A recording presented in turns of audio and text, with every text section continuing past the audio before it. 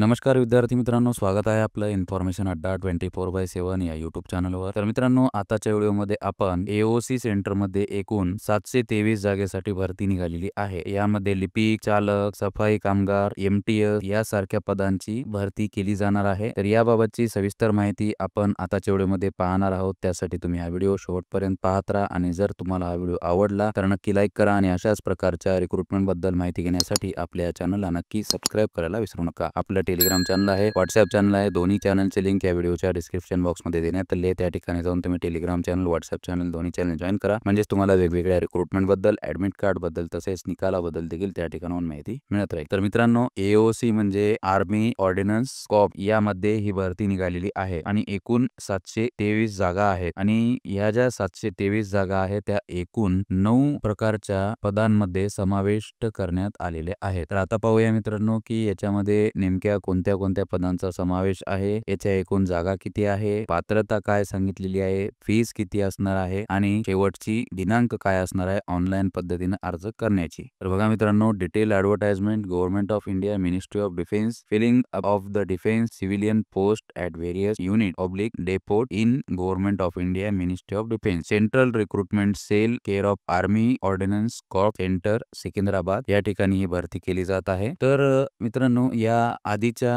व्हिडिओमध्ये म्हणजेच एओसीची short notification आली होती, त्यावेळेस आपण शॉर्ट माहिती पाहिलेली होती। आता संपूर्ण जाहिरात प्रसिद्ध झालेली आहे, त्यामध्ये आपण केवळ कोणती पदे आहेत, किती जागा आहेत याबद्दल सविस्तर माहिती पाहिलेली होती। आता याची शेवटची दिनांक, फीस आणि पात्रता काय याबद्दल आपण माहिती पाहूया। तर पहिलं पद आहे मटेरियल असिस्टंट, यासाठी 19 जागा आहे। पे स्केल 7व्या वेतन आयोगाप्रमाणे या ठिकाणी देण्यात आले आहे, तुम्ही पाहून घेऊ शकता। त्यानंतरचं पुढचं पद आहे ज्युनियर ऑफिसर असिस्टंट, यासाठी एकूण 27 जागा आहेत। त्यानंतर सिव्हिल मोटार ड्रायव्हर यासाठी 4 जागा आहेत। टेली ऑपरेटर ग्रेडसाठी 14 जागा आहेत। फायरमनसाठी 247 जागा आहेत। त्यानंतर कारपेंटरच्या 7 जागा, पेंटर अँड डेकोरेटरच्या 5 जागा, मल्टीटास्किंग स्टाफची 11 जागा, ट्रेड्समन मेड यासाठी 389 जागा, अशा एकूण 723 जागेसाठी ही भरती होणार आहे। तर मागे मी या आर्मी ऑर्डिनन्स कॉर्प्स सेंटर मधील भरतीबाबत शॉर्ट नोटिफिकेशन आली होती, त्यामध्ये आपण शॉर्ट जाहिरातीबद्दल माहिती पाहिलेली होती। आता फुल जाहिरात प्रसिद्ध झालेली आहे संपूर्ण, त्यामध्ये तुम्हाला संपूर्ण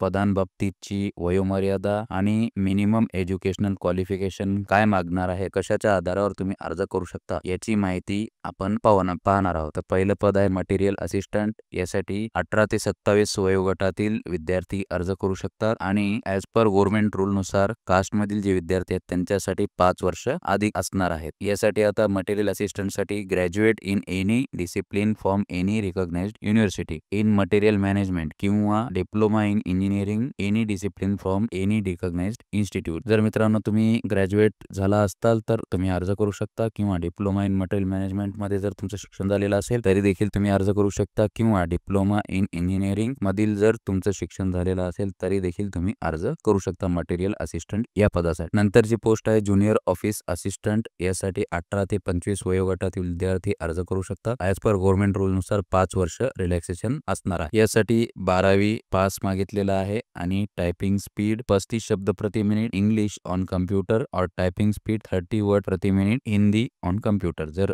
तुमची इंग्लिश झाली असेल तर तुम्ही अर्ज करू शकता, टायपिंग हिंदी झाली असेल तरी देखील अर्ज करू शकता। सिव्हिल मोटार ड्रायव्हर, यासाठी 18 ते 27 वर्ष वयोगटातील विद्यार्थी अर्ज करू शकतात, 5 वर्ष एज रिलॅक्सेशन असणार आहे। यासाठी 10वी पास वर अर्ज करू शकतात। त्यासोबतच driving licence, heavy and 2 years experience देखील ड्रायव्हिंग बाबतीतचा या ठिकाणी यांनी मागितलेला आहे। त्यानंतर टेली ऑपरेटर ग्रेड, यासाठी 18 ते 25 वर्ष वयोगटातील विद्यार्थी अर्ज करू शकतात, 5 वर्ष एज रिलॅक्सेशन असणार आहे। 10+2 म्हणजे 10वी 12वी किंवा त्यास समकक्ष असलेला इंग्लिश विषयात घेऊन उत्तीर्ण झालेला असणं आवश्यक आहे। त्यानंतर proficiency in handling in PBX board तुमच्याकडे असणं गरजेचं आहे। त्यानंतरची पोस्ट आहे फायरमनची, यासाठी 18 ते 25 वर्ष वयोगटातील विद्यार्थी अर्ज करू शकतात, 10वी पास वर तुम्ही अर्ज करू शकता। त्यानंतर कार्पेंटर अँड जॉइनरची पोस्ट आहे, यासाठी 18 ते 25 वर्ष वयोगटातील विद्यार्थी अर्ज करू शकतात, 10वी पास या ठिकाणी पात्रता मागितलेली आहे। त्यासोबतच certificate in trade from recognised ITI मागितलेला आहे, 3 वर्षाचा ट्रेनिंगचा किंवा एक्सपिरियन्स देखील चालणार आहे। त्यानंतरची पोस्ट आहे पेंटर अँड डेकोरेटर, यासाठी 18 ते 25 वर्ष वयोगटातील विद्यार्थी अर्ज करू शकतात। यासाठी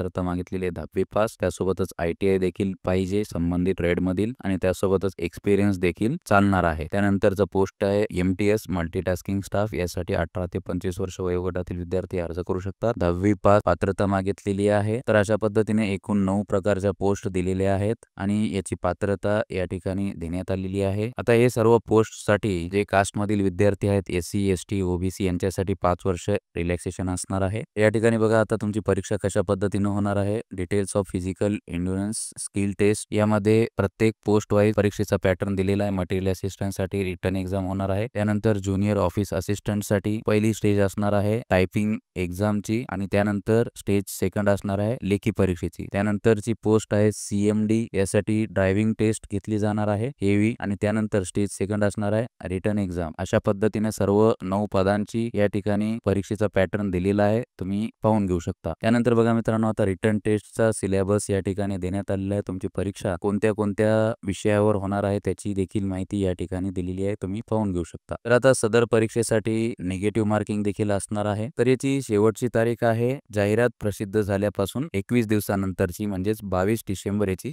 शेवटची तारीख आहे. 22 डिसेंबर 2024 पर्यंत तुम्ही या ठिकाणी अर्ज करू शकता आणि यासाठी कुठल्याही प्रकारची फीस असणार नाहीये. तुम्ही मोफतरित्या या परीक्षेचा अर्ज या ठिकाणी करू शकता. तर मित्रांनो, अशा पद्धतीनं आपण सविस्तर माहिती आत्ताच्या व्हिडिओमध्ये पाहिलेली आहे. जर तुम्हाला हा व्हिडिओ आवडला तर नक्की लाईक करा आणि अशाच प्रकारच्या रिक्रुटमेंट बद्दल माहिती घेण्यासाठी आपल्या चॅनलला नक्की सबस्क्राईब करायला विसरू नका. धन्यवाद.